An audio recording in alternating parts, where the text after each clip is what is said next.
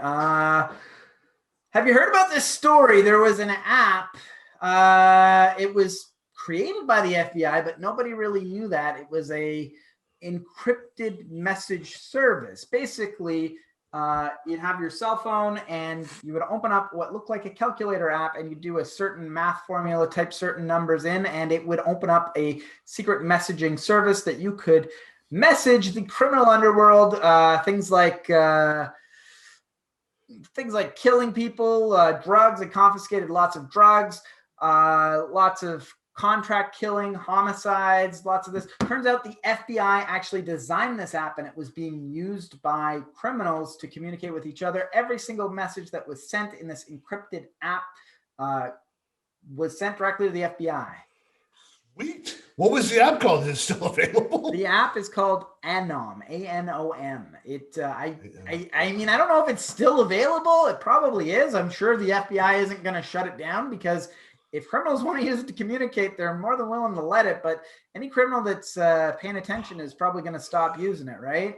Well, for the most part. But at what point are we like? Because every time I think of mob, like let's just talk about the mob for a second. When I think of mob, I think of like the Gaudis and Capone and all these guys, like the old like wise guys. Like you don't directly talk to the boss. You talk to, if they want to talk to you and me, they go through our stooges, who then go through another stooge, who then go through another stooge. Now that's why this is so smart, because the way that they implemented this is they compromised a high-level encryption criminal. So this is a guy who does these encryption apps for criminals to be able to talk to each other. I don't know how they compromised him. I'm sure they busted the guy, and rather than have him turn over, they cut a deal with him and said, you make this app for us and you start distributing it, we don't throw you into jail. And I mean, that's speculation. I don't know that, but they compromised this high-level encryption criminal, and he distributes this app, and then other criminals start vouching for it. Other people who use it, they say, this guy, he's been working for us for X amount of years, for how many ever decades.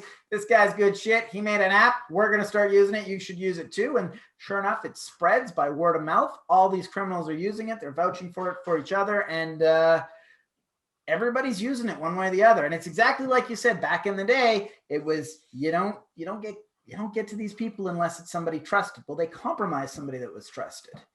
Wow, my whole trust on the criminal underworld is now gone. There you go. God damn it, boys. This story has compromised my trust in criminals. There is no honor among thieves. I just put this in the toilet now to make sure I don't get arrested.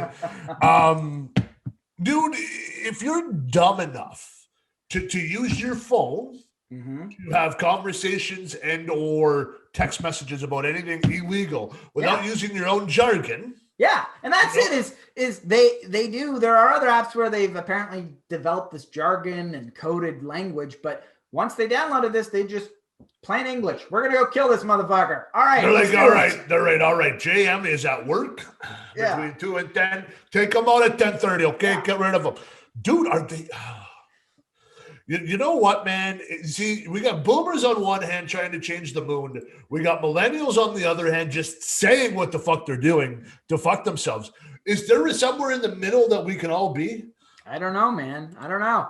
All I know is this was a worldwide sting operation, but the real sting took place in Australia. Apparently, they've confiscated like tons and tons, like hundreds of tons of like cocaine, hundreds of tons of marijuana. Like that's unacceptable. That is unacceptable. That's great. And this is all run by the FBI. So it was Operation Trojan Shield. So sounds kind of like a condom operation, but it sure does. It's maybe Tobin was in on it. No, oh God, dude, like don't be stupid. Okay, criminals out there, listen to JM. Out of everything I've watched, the Law and Orders, the CSIs, all that stuff, do not say directly to anybody what you are going to do if it's illegal. Don't do it. It's that easy. It does sound pretty cool though. You download this app and you figure out the cosine and multiply this by that, and you add a little bit. Dude, I bet follow the Bedmess formula exactly, and then boom, you're in a secret world where you can talk about crime freely. Straight up.